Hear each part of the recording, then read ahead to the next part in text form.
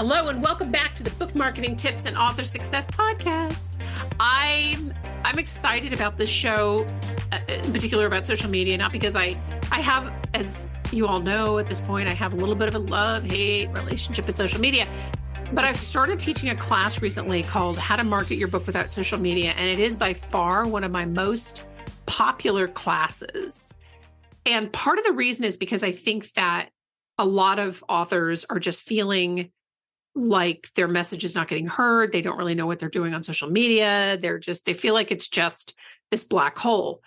And I thought it would be kind of fun to start off talking about the burn rate of these social media platforms. And by burn rate, and that maybe that's not exactly the right term, what's the longevity of everything that you post on social media? Because that longevity has a lot to do with how much effort a particular social media site takes. So LinkedIn is 24 hours, meaning that any post that you put on LinkedIn has a 24-hour time lifespan, right? Mm-hmm. Instagram is 48 hours. Facebook is 6 hours, right? Twitter is 15 to 18 minutes. That's scary. But TikTok is instant. So, and I was teaching a class in Denver and I had somebody dispute me on that. And these are not numbers that I made. This is not something that I just pulled out of my hat for the show. This is something that I did some research on. And when I asked this person, I'm like, no, because I have videos that get views and blah, blah, blah. I said, yeah, but how much content do you have to put out there on TikTok? Mm-hmm. And she said, well, I really have to put up 3 videos a day at a minimum. And the problem right? I'm just groaning and grunting over here in the background, listening to these stats. But I mean, Amy, the problem with that is that look at all this time that you could be promoting a book. And look, I'm not anti-TikTok. This is not if that's your thing, but I think going into social media, you have to really realize that your posts don't have an infinite lifespan. I mean, can somebody find something that you did 4 years ago on Instagram? Sure. Does it happen all the time? Absolutely not. Right. Whereas YouTube, I mean, the YouTube lifespan is 20 days, which obviously speaks to why YouTube is just so wildly popular. But a blog, and I remember when I was in the class and I said, a blog post has a 2-year lifespan. Everybody just kind of looked at me like I was speaking Greek or something. I'm like, yes, blogs are still an effective way to get your message out there, right? And nobody really talks so much about blogs anymore. A single podcast lasts about 178 days. And we've seen that with our own show. We get people that they usually don't go back to year 1, right? They'll go back maybe the first part of the year or something like that for a podcast. But those numbers kind of put into clarity how much care and feeding each of these sites takes. And so, talking about getting more visibility on social media, I mean, Amy, your team runs our social media. And you're very good at it. And I love the fact that I don't have to be on my Twitter every single day trying to think of something to post. Mm-hmm. But talk me through, if somebody's sitting in front of you saying, I don't really understand this. I feel like I'm failing at social media. What would you tell them? Oh, well, and it really is platform dependent. We get authors when we start working with a new client, we do ask them to share any social platforms that they've created that they might want to use, that they do use, all these things. And I will always be very candid with them if I feel like a platform isn't a good fit, based on their topic, their genre, just everything else they have going on, to your point, because there's only so many hours in the day. And so, yeah, the Twitter stuff, it's really, and it's interesting because Penny, you already have a pretty dedicated following, but that's the prime example. You've been doing this for how long now, Yeah.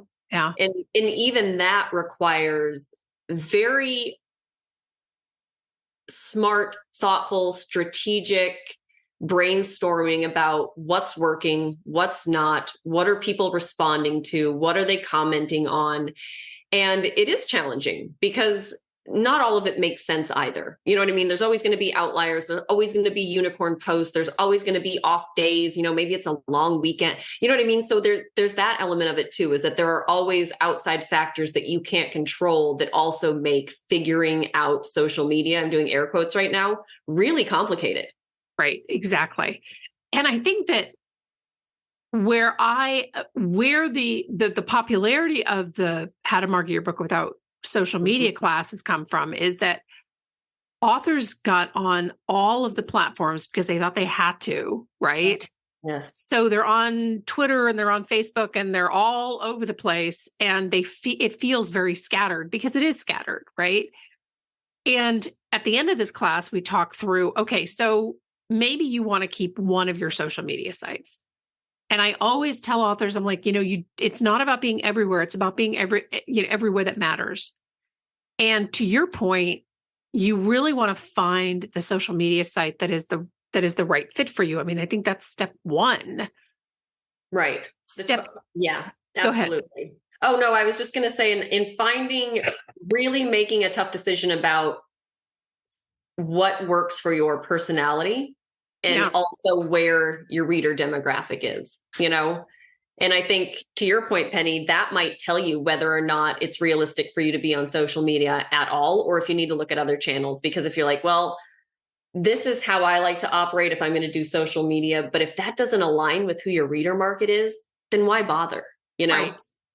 If your reader market is on TikTok and you're like, I would rather insert, you know what I mean?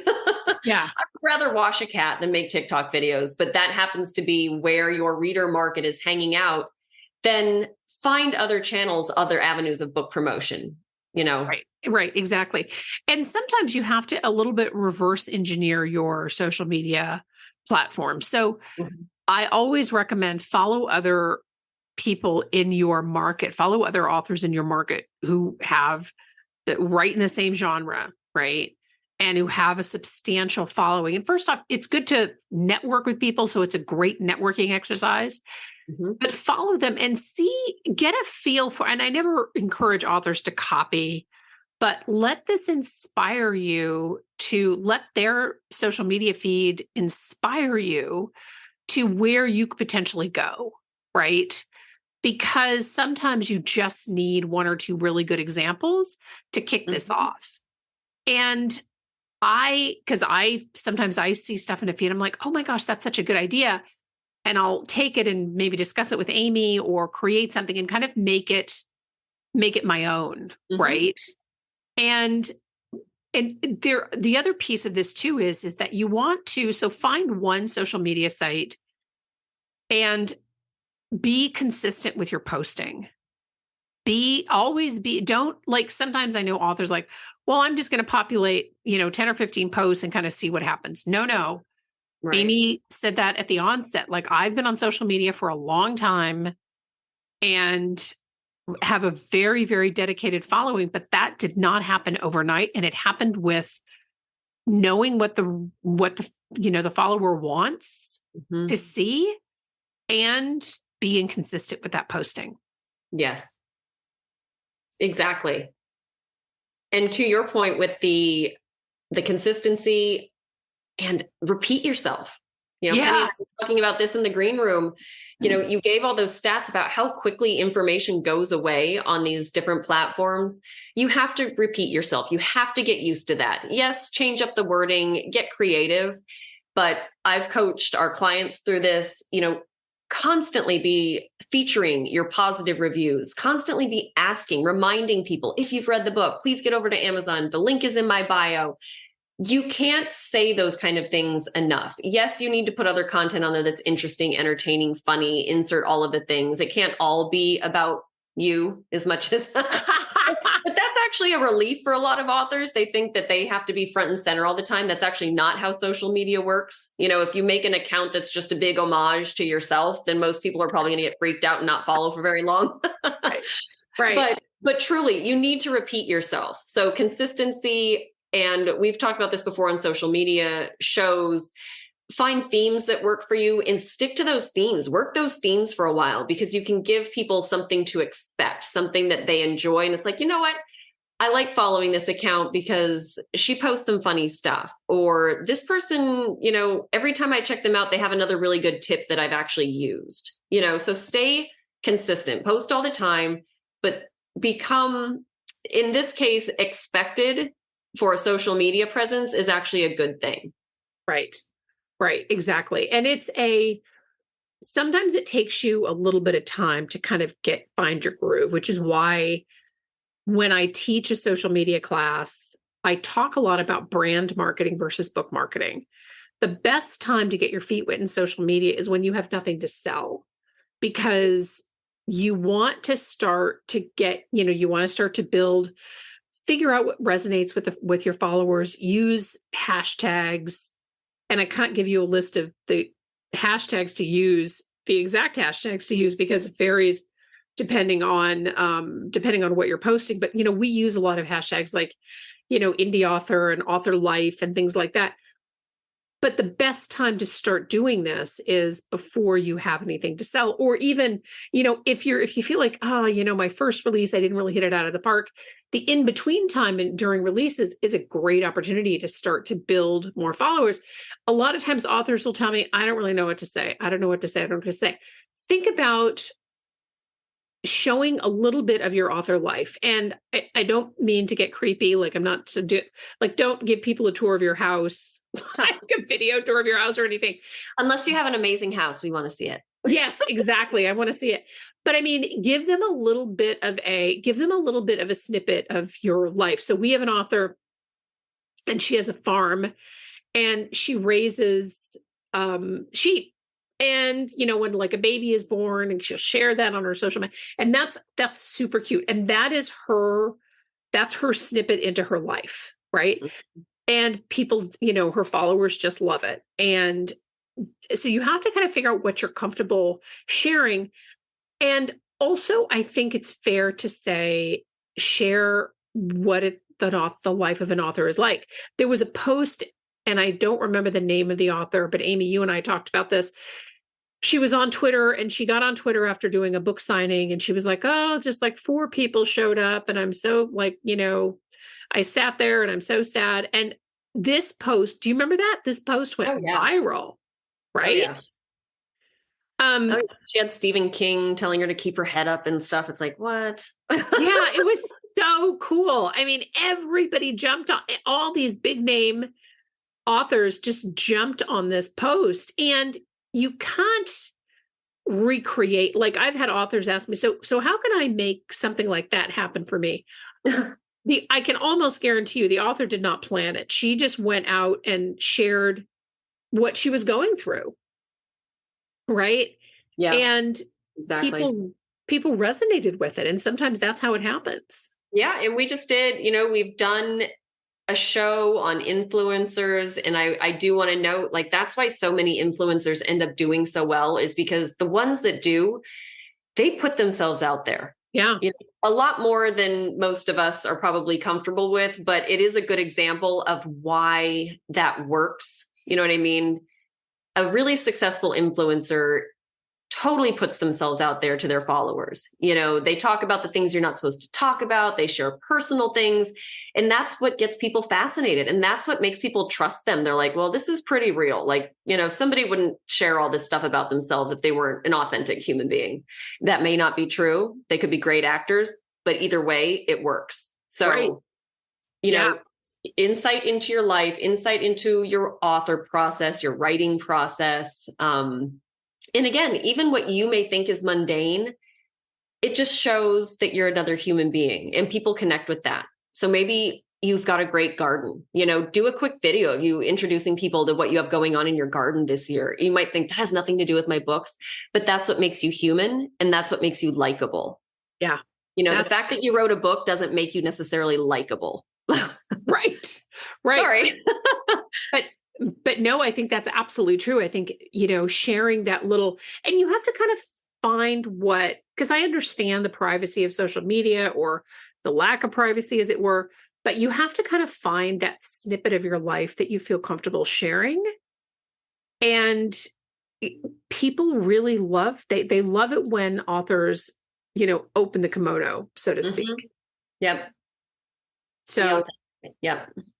But I think, if anything, the takeaway from the show is that when it comes to how many social media platforms that you're on, consider, like I said, consider the shelf life of the various posts that you do and what we just talked about in the show, but also consider where there's a reader match to your audience, because maybe your readers aren't on Twitter, and maybe all of your effort there should, pin a post to the top of whatever social media site that you're going to exit, and don't necessarily get rid of it, but just say, follow me at Instagram, follow me on YouTube, follow me on whatever.